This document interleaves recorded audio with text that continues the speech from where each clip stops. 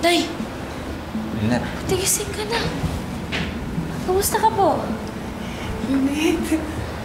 Lynette! Day.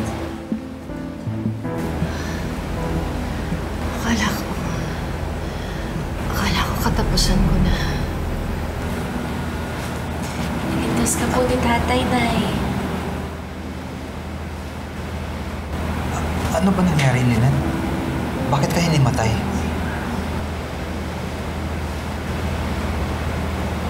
Si Zoe. Andun si Zoe?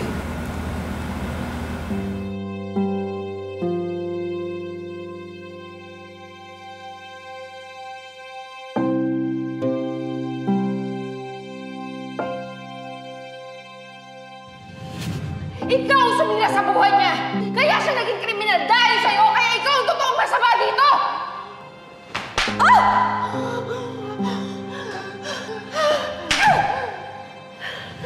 Halika dito! Umuwi dito! Ano ba?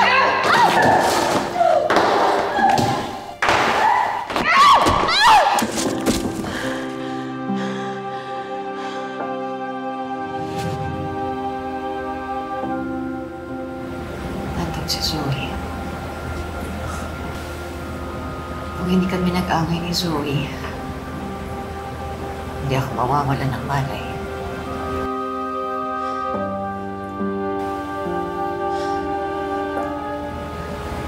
Nagkasagutan kasi kami.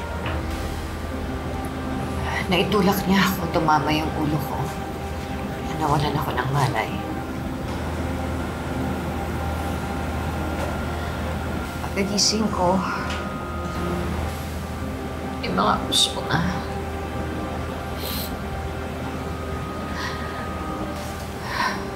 Meron lang apoy dun sa kwarto.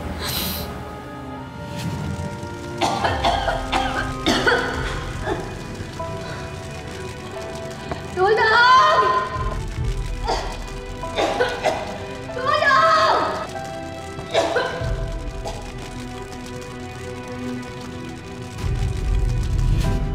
Sinubukan ko naman tumayo eh. Sinubukan ko humingi ng tulong, pero wala kasing makarinig sa amin. Tapos bigla na lang ako nawalan ng malay kasi hindi na ako makahinga.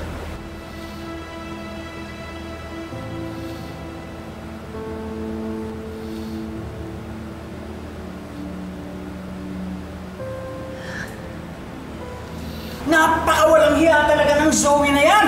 Nasaan yung Zoe niya? Kakalbuhin ko yan. Alam mo, hindi pa rin ako makapaniwala na kaya niyang gawin kay Lynette yun. Nagtaka ka pa! Eh, manang-mana yung kay Moira eh! Tay, di ba nakasulubong natin yung si Zoe bago nagkasunog? Hindi niya man lang sinabi na nasa conference room si nanay. Wala siyang pakialam na nasa panganib si nanay. Kaya pala nung nasa labas, di ba sabi niya po gusto niya mamatay si nanay? Sa totoo nga, yun yung gusto niya mangyari kasi napakasama ng ugali niya. Sabi po ni nanay, dadalang ka daw po niya ng pagkain sa conference room. Hindi pa ako dumadaan doon. Papunta pa lang ako. Sige, mauna na ako, ha? Update niyo po ako, ha? Okay. Dad! Wait lang, bakit di muna tayo kumain? Libre ko.